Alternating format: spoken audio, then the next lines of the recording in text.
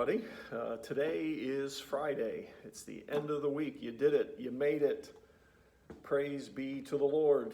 I hope you'll be able to come to our drive-in service this week. If you can't, this Sunday, if you can't, it's okay. We're going to have our online service that will be available at 10 o'clock on Sunday morning. So just keep that in mind, and we look forward, if you can make it to the drive-in service, we look forward to seeing everybody. It's going to be a good day. So today we continue our trek through the Psalms, daily Psalms for hope. We're in Psalm 119, and we're going to be looking at verses 49 today through 64, 49 through 64 in the Hebrew alphabet. The two Hebrew alphabet letters that we're going to be looking at is Zion and Heth. So here we go. It says, "Remember your word to your servant, in which you have made me hope. This is my comfort in my affliction, that your promise gives me life. The insolent utterly deride me, but I do not turn away from your law.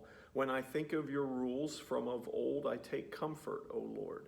Hot indignation seizes me because of the wicked who forsake your law. Your statutes have been my songs in the house of my sojourning. I remember your name in the night, O Lord, and keep your law. The blessing has fallen to me that I have kept your precepts. The Lord is my portion. I promise to keep your words. I entreat your favor with all my heart. Be gracious to me according to your promise. When I think on my ways, I turn my feet to your testimonies. I hasten and do not delay to keep your commandments. Though the cords of the wicked ensnare me, I do not forget your law. At midnight I rise to praise you because of your righteous rules. I am a companion of all who fear you, of those who keep your precepts. The earth, O Lord, is full of your steadfast love. Teach me your statutes." Again, this is all about hanging on to the word in times of challenge in one's life. I mean, certainly the psalmist knew that was where their comfort resided. The verse 50 says it all. It says, "This is my comfort in my affliction, that your promise gives me life. When I think on your rule," verse 52, "when I think of your rules from of old, I take comfort, O Lord. This is my comfort in my affliction, that your promise gives me life." You know, what a great way to end the week. We're heading into this yellow phase now. Today is the day that they're going to announce it, and so it offers a different perspective for us instead of just the stay-at-home order all the time. And so I'm hoping that in the midst of that, you can draw comfort from these words today, verses 49 through 64, and particularly verse 50. "This is my comfort in my affliction, that your promise gives me life."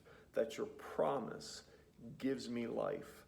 I mean, that is what keeps us going. That is what keeps us motivated. That is what keeps us hopeful.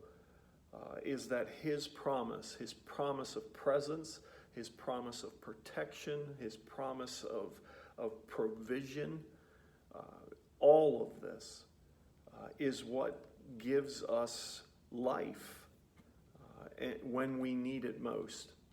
And so may you draw upon that today and always as you look to him for your strength and your endurance.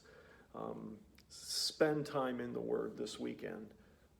Let it fill you. Maybe just go back through what we've talked about this week in Psalm 119.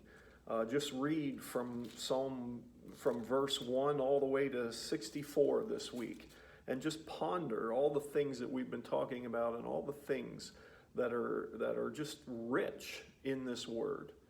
And may God bless that. May he use that. May he speak to you personally in that.